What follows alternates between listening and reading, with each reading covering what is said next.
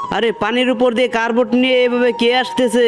এ কি, এটা তো আয়রন ম্যান। এই স্পাইডারম্যান, দেখ আমি নতুন কার্বোট কিনেছি আর তুই সারাদিন কলা বোট নিয়ে পড়ে থাকিস। স্পাইডারম্যান, এসব ফুটপাতের কলা বোট নিয়ে আমার সাথে আর আসবি না।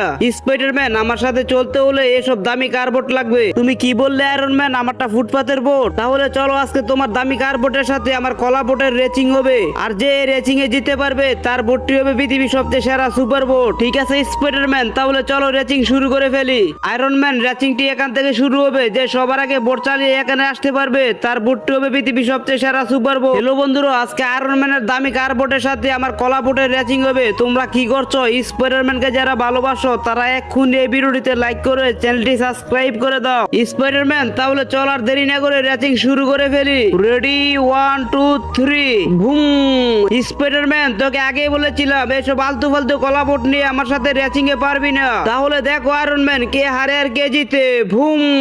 বন্ধুরা, আমি আয়রন ম্যানকে রেচিং এ হারিয়ে দিয়েছি। তোমরা কি করছো? এখনই লাইক আর সাবস্ক্রাইব